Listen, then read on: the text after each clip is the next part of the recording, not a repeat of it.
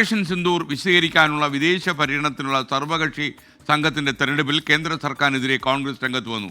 കോൺഗ്രസ് നേതൃത്വം നിർദ്ദേശിച്ച 4 പേരിൽ ഒരാളെ മാത്രം ഉൾപ്പെടുത്തിയത് ഖേദകരമായി.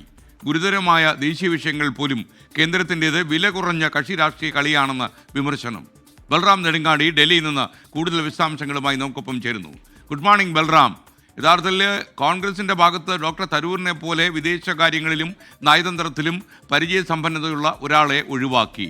എന്നാൽ കോൺഗ്രസിന് നല്ലൊരു തട്ട് കൊടുത്തു. അവർ നേരിട്ട് ഡോക്ടർ തരൂരിനെ ഉൾപ്പെടുത്തി അവരെ വെട്ടിലാക്കി. ലേറ്റസ്റ്റ് വിവരങ്ങൾ. Very good morning S K N സൂചിപ്പിച്ച പോലെ തന്നെ കോൺഗ്രസ് യഥാർത്ഥത്തിൽ ഈ വിഷയത്തിൽ വെട്ടിലായിരിക്കുകയാണ്. ഈ വെള്ളിയാഴ്ചയാണ് ഈ ഓപ്പറേഷൻ സിന്ദൂറിനെ കുറിച്ച് വിദേശ രാജ്യങ്ങളിൽ പര്യടനം നടത്തി വിശദീകരിക്കാനുള്ള സംഘത്തിലേക്ക് കോൺഗ്രസിൽ നിന്നുള്ള ആളുകളെ നിർദ്ദേശിക്കാൻ ആവശ്യപ്പെട്ട് കേന്ദ്ര സർക്കാർ കത്ത് നൽകിയത്. അതിന് 4 പേരുകൾ ആണ് നിർദ്ദേശിക്കാൻ ആവശ്യപ്പെട്ടിരുന്നത്. ഇതനുസരിച്ച് എസ് കെ എൻ സൂചിപ്പിച്ച പോലെ തന്നെ വിദേശ വിഷയങ്ങളിൽ ഏറെ അനുഭവ പരിചയമുള്ള ശശി തരൂരിനെ ഒഴിവാക്കിക്കൊണ്ട് ഗൗരവ് ഗൊഗോയ്, സയ്യിദ് നാസിർ ഹുസൈൻ, രാജ ബ്രാർ അടക്കമുള്ള പേരുകളാണ് കോൺഗ്രസ് മുന്നോട്ട് വച്ചിരുന്നത്. എന്നാൽ ഇന്നലെ രാത്രിയോടുകൂടി ഈ പേരുകൾ അല്ലെങ്കിൽ ഈ സംഘം സംബന്ധിച്ചുള്ള വിശദാംശങ്ങൾ കേന്ദ്ര സർക്കാർ ആ പട്ടിക പുറത്തിറക്കിയപ്പോൾ കോൺഗ്രസ് നിർദ്ദേശിച്ച പേരുകൾ ഈ 3 പേരുകൾ ഒഴിവാക്കിയിട്ടുണ്ട്. അതിനപ്പുറത്തേക്കായി ആനന്ദ് ശർമ്മ എന്ന പേര് കോൺഗ്രസ് നിർദ്ദേശിച്ച പേര് മാത്രമാണ് ഉൾപ്പെടുത്തിയിരിക്കുന്നത്. കൂടാതെ ശശി തരൂർ, മനീഷ് തിവാരി, സൽമാൻ ഖുർഷിദ് എന്നിവരാണ് ഈ പട്ടികയിൽ ഉൾപ്പെടുത്തിയിട്ടുള്ളത്.